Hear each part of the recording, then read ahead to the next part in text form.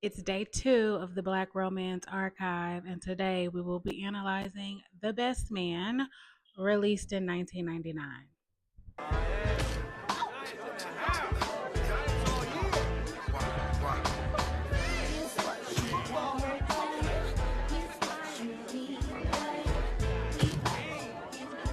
Check it out.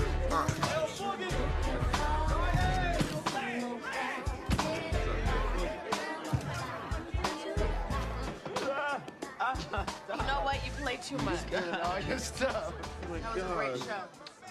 Really good. Hey, man. Can you imagine? Look at him. Elbow. Love him in the Big Apple, don't they? You know they talk.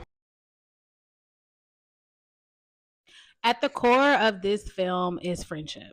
It's Black friendship, friendship as a person, how it grounds you. This isn't really a movie about respectability politics, but we're watching incredibly educated, high achieving Black people who went to college.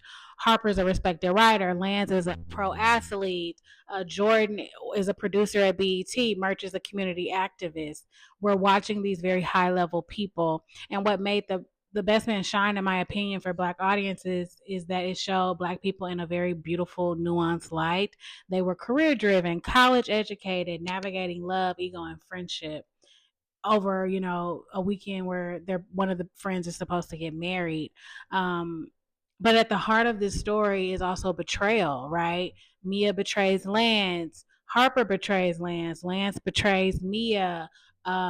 Jordan betrays, Robin, even though she doesn't know her. It is a betrayal of another woman. And that's just the beginning, because The Best Man is a very deeply gendered film. You have Lance, who is a man's man. He believes, very traditional values, and it never crosses his mind that Mia would cheat on him or that she would have any get back for what he's done. Quentin is a player. Harper is a serial monogamist. And Merch is almost a savior. We see with Shelby. Merch and Shelby should have never been together, but because Merch sees himself as somebody who can change people, who can save people, he's a community activist, he works with kids, we see him in those relationships. One of the best scenes, I think, in The Best Man is that poker table scene. You mean tell me, with all the sticking and moving that you've done, you don't think that Mia's ever tippy-toed out the door on you once? Quentin, just play.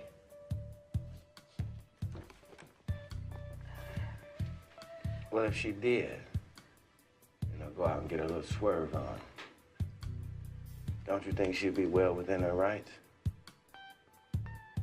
Just 4 Black men who at the time are having just a very raw and unfiltered conversation about how they view relationships, how they see relationships. And I think at the time it probably gave a lot of Black women, a deep dive into what was being said or how Black men thought. But as the story unfolds, we just move through just everyday Black people, even though they were very educated, very high level. This is I would say, like, a story that feels very relatable. It's incredibly relatable, and I think that that's why The Best Man works. Every character has to face themselves at some point. Harper has to reckon with the gap between who he says he is and who he really is. Lance has to ask if he truly deserves the life that he thinks that he's pictured in his head, or if he deserves exactly what Mia gave him, which is a taste of his own medicine. And then as the trilogy moves through, we see Mia face her own choices and her own decisions. But this is a story about Black love, Black friendship, education, elevation, desire. The actors and the chemistry in The Best Man, some of the best ever. You do not get Think Like a Man without The Best Man, period. You don't get ensembles like that. Just look at the ladies. Nia Long in 1999, absolute fire. Taye Diggs on fire. Morris Chestnut on fire.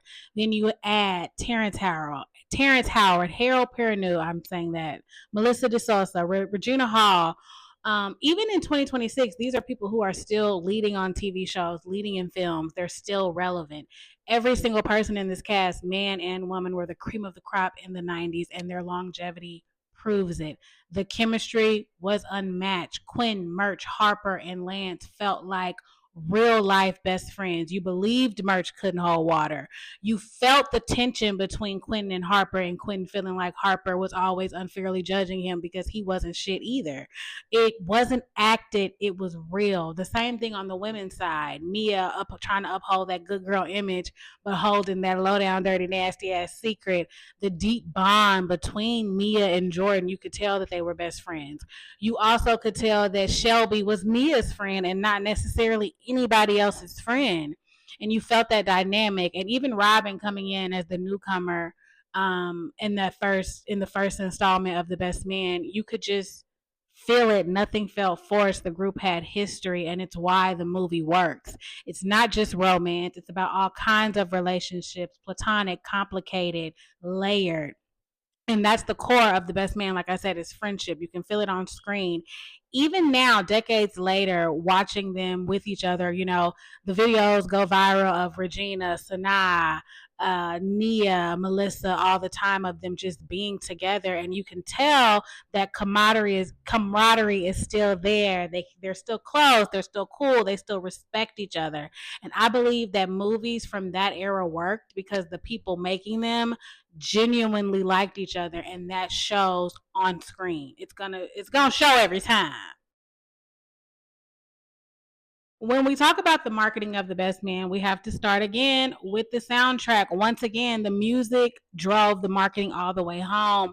The film came out in 1999, right in that sweet spot of the late 90s, early 2000s, when neo soul was deeply tied to movie soundtracks. And I think we should really take a deeper look, or somebody should take a deeper look into how neo soul helped market films during that era. As I'm doing my research, I'm just noticing how much neo soul and that genre of music directly correlated into how films were marketed during this time. But the soundtrack alone tells you exactly who this movie was for. You had Eric Benet, Maxwell, Beyonce early in her career on a solo track. What kind of The Best Man, which was the lead single with Genuine, Case, and RL. It set the tone before you even walked into the theater. The marketing positioned this film around high level, everyday Black people, educated Black people living normal lives, dating, working, falling in love, making mistakes, being human. It was aspirational, but it was also relatable. From a business standpoint, this movie had a $9 million budget and debuted #1 at the box office. It was produced by Spike Lee, one of the first films Spike Lee produced. And it was the first Black directed film that year to open at #1. It was the only Black directed film to open at #1 that year. And that matters. And then when you look at casting, Morris Chestnut on fire, Nia Long on fire, Taye Diggs on fire. At the time, Morris Chestnut and Taye Diggs were two of the biggest Black male sex symbols in the world. Nia Long was the Black female sex symbol of that era. And then you add in a cast full of beautiful Black women alongside her. It was a beautiful movie filled with beautiful Black people. And whether we interrogate that or not, or look deeper into it, the reality is Black audiences love seeing beautiful Black people on screen. A film that looks good, sounds good, and feels good will always sell in our community. And The Best Man understood that. The music was lush, the cast was stunning, the characters were aspirational but familiar, and the marketing wasn't about spectacle, it was about a vibe. And it worked. It worked well. The Best Man is a full franchise now. 3 films. The latest chapter was a limited series, The Best Man, the final chapters. It was a hit. And now in 2026, it's becoming a book. That kind of longevity does not happen by accident. This was one of the first Black films to truly center an ensemble cast around friendship, for men, for women, fully developed relationships. Black friendship, not just romance, at the center. You do not get a Think Like a Man or a Think Like a Man 2 without the best man. The blueprint starts there.